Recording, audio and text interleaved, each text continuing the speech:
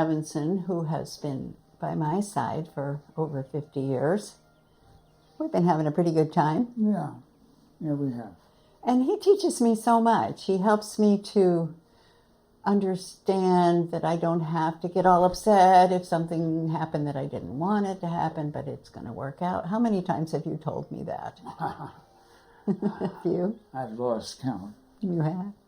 How do you come to that understanding of a way of being, that can help a person to not be upset when things don't go their way or when things happen that are a challenge? Yeah, well, when you realize what you think is what happens around you, your whole reality is the results of your meditating on it, thinking about it. And if you can pull that energy in to keep yourself happy, no matter what, that's going to take you to a place of more peace. So someone has a tragic thing happen, or a serious diagnosis of some kind, or an accident, or they have a challenge with their personal life or their finances, or somebody in their family got hurt, or there's a challenge. How does one deal with those kind of issues and situations and make it better, move in a better direction? Yeah, I feel it comes out of being, just thinking it through, watching it, and watch it go by. Watch the thoughts go by. Not concentrating on thinking about them and working them out. Although there is an analytical type of meditation that one can do for situations like that. But to just empty out and breathe. Breathing is what gives you the full energy, content of what you are going through. And it allows you to not think about something. I'm not going to think about breathing. Or you could say, I am going to think about breathing. What's important is you relax behind it and don't get stuck in any kind of mental loop going on.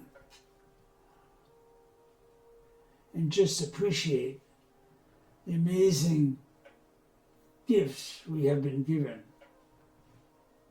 For instance, these bodies. I didn't make my body. Anybody didn't make their body. It just comes with the package. Life is a blessing. Yeah. It's interesting how the breath, the breathing, has almost become mainstream now. People, I feel like, 50 years ago we were learning about it with yoga and, meditation and concentration and that kind of thing. And the ancient yogis talked about the breath and the kundalini and, and then when I was preparing for giving birth to our children, I learned Lamaze, and that also taught the breathing. And that was Lamaze. We were learning about Lamaze, the breath, and then the yogic breath, and for us, it was the same time they were coming into our consciousness, and we went, whoa, those are the same thing. So what a woman was learning when she was in the midst of labor and childbirth, and also the pain of labor, that the breath would help. The breath can help change your focus and change your concentration, and also give you energy to keep, the body going. Mm-hmm. But now I so appreciate that, somebody's having a stressed out moment, and then their friend or a professional we'll say to them, take a breath, settle down, just watch your breath. And so it's pretty much a no-brainer now that breath is life, life is breath. And so by focusing on the breath, it's something that's always with you. It happens automatically, but it can also, you can tend to hold your breath. That's the other thing I notice, is that when I'm stressed out or when I watch people being worried or concerned, they're practically holding their breath and not even taking a breath. So that's not helping them get through their process or their problem. So breathing, that's certainly one. But also you just have such a good attitude. I feel like attitude is everything.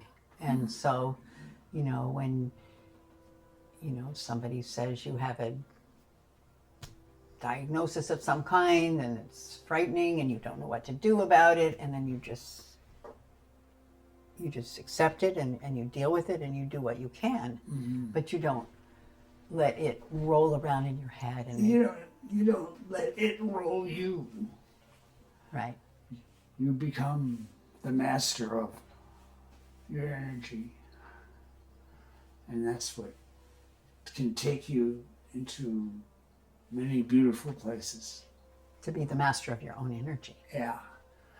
And so maybe people are looking for a guru, or they're looking to God or Jesus is going to save them or something, but you still have to take responsibility for your own self. Yeah. Right. And so I think that's something that's really important, because, people have different faiths. I used to wonder, well, what am I having faith in? Just have faith. Well, what are you having faith in?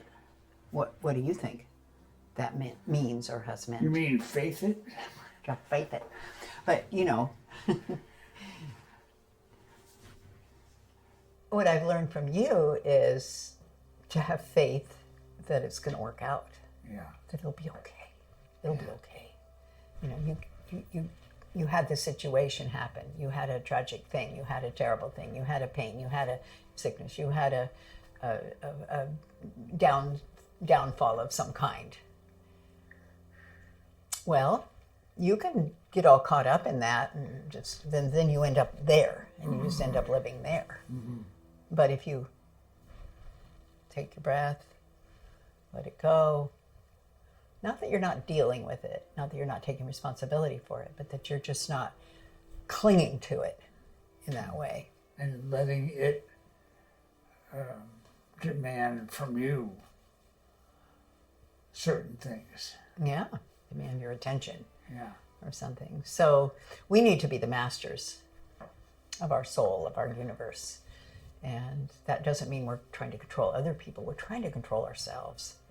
And so part of it is letting go of the need to control, but it's also accepting. There's a great deal of acceptance that happens in life, because things happen. You can't. Things do happen. Apparently. But you can't control the big old bad world out there. You can help. You can help to create the world you want. But controlling the events isn't always an option, because things do happen. Accidents happen. Karma. Karma attacks every time I hear an ambulance. Oh my, a karmic attack. So, somebody got into a thing where they had to accept the reality that was happening to them. Or not. But I find when you do accept it and you can just roll with it and flow with it. It feels so much better. You do. Yeah. And the beauty is, again, it's a choice to how you respond. And that puts it all in your ballpark. Nobody's doing this to you. Mm-hmm.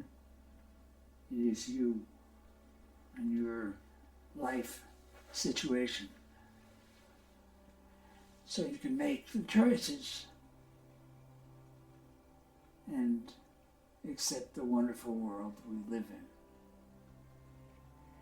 in. And project out to those in dire need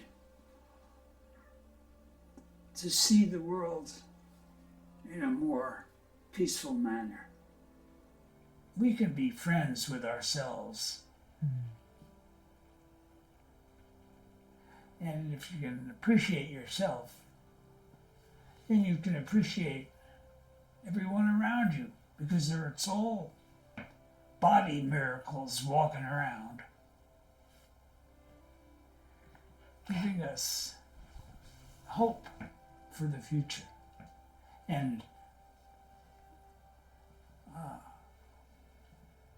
Acceptance of the present. ecstatic acceptance Ecstatic acceptance.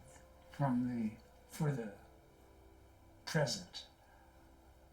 And Which is a gift. looking at yourself, as you say, it's what's going on inside your mind. It's like, what are you telling yourself? What are you telling yourself? So most often the judgments that we have judgments about everything. We like this, we don't like that. We're constantly assessing things, but often we do it to ourselves.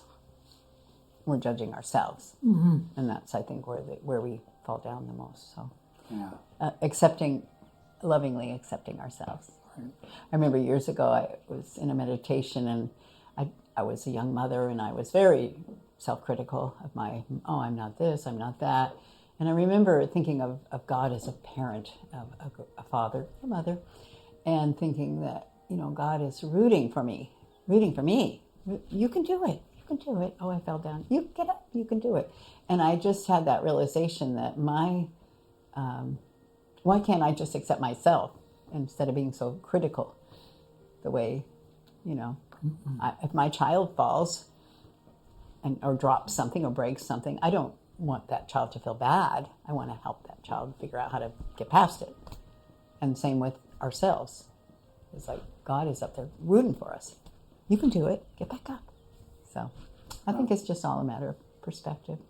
So hope this helps. We're just here blabbing away, and we'd love to hear from you and find you on some social media platform that you might find this on.